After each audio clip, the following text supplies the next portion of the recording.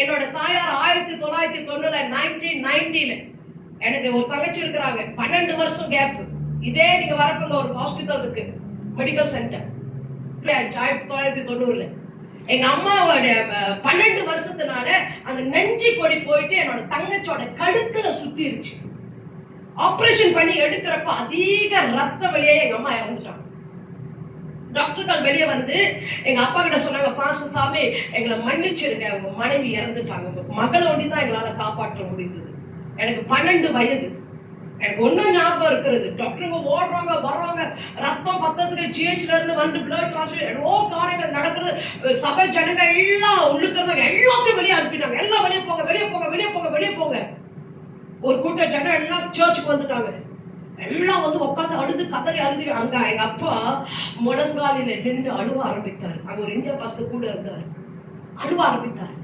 ஒரு வார்த்தை சொன்னாரு, ஆண்டவரே என் மனைவியை காட்டிலும் நான் அதிகமாய் நேசிக்கிறேன் ஆண்டவரே.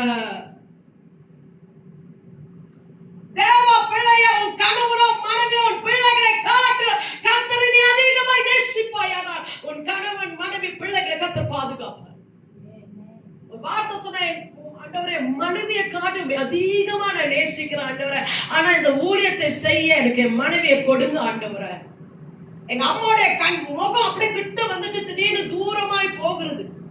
போய்கிட்டே இருக்க எங்க அப்பா அழுது ஜெபிச்சுட்டே இருக்கிறார். திடீர்னு எங்க அம்மாவோட முகம் கிட்ட வந்து எங்க அம்மா பார்த்து சிரிக்க ஆரம்பிக்கிறார். எங்க அப்பா ஏஞ்சி ஓடுறாரு. ஆபரேஷன் சின்ன ஹாஸ்பிட்டல் தான், இப்பதான் பெருசா கட்டி இருக்கு. உள்ளுக்கு ஓட ஆரம்பிக்கிறாரு. அவங்க 3 முறை அந்த என்ன சொன்னீங்க பார்த்துருப்பீங்க, அநேக படங்களெல்லாம் நான் பார்த்துருப்பீங்க. ஒரு மாதிரி எலக்ட்ரிக் இது 3 முறை எல்லாம் ட்ரை பண்ண எல்லாம் முடிச்சாச்சு. அடுத்த டேட் டைம் தான் எல்லாம் எழுந்து எங்க அப்பா கிட்ட சொல்லி பார்த்த காரியங்கள். எங்க அப்பா ஆபரேஷன் டேட் உள்ளுக்கு ஓடுறாரு. நர்ஸா இல்ல நீங்க ஓடக்கூடாது, கூட இருந்த இந்தியா பாஸ் வச்சுட்டா எங்க அப்பா பைத்தியம் பிடிச்சிருச்சு. உள்ளுக்கு ஓடுறாரு. டாக்டருக்கு நர்ஸ் வர எங்க அம்மாவோட இருதயம் திருப்பி துடிக்க ஆரம்பித்தார். அப்படியே எங்க அம்மா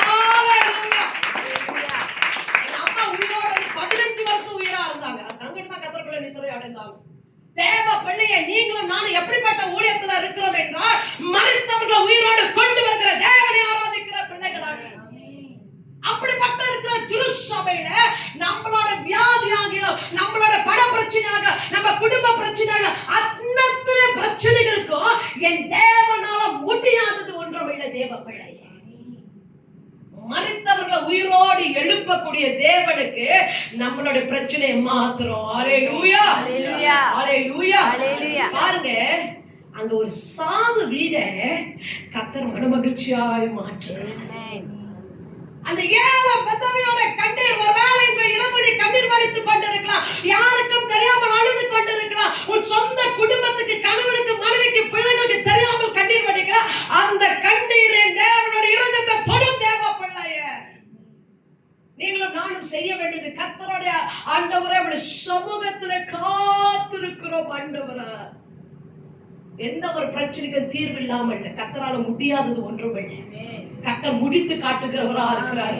எந்த சொல்லி அந்த உலகத்தில் இருப்பவில் காட்டு எண்ணில் இருக்கிறவர் பெரியவர். அல்லேலூயா, அல்லேலூயா, அல்லேலூயா. ஏழை விதவியோடைய சூழ்நிலைமை எப்படி மாறுது தெரியுங்களா? மரித்து போனா இருதயம் அடிச்சுக்கிட்டு அழுகுறா, ஐயோ யாருமே இல்லை. ஒரே நிமிடத்துல கர்த்தர் மகனை தொடுகிறார், மகன் உயிரோடு வருகிறார். இழந்த நம்பிக்கை கர்த்தர் மீண்டும் கொடுக்கிறார். அல்லேலூயா.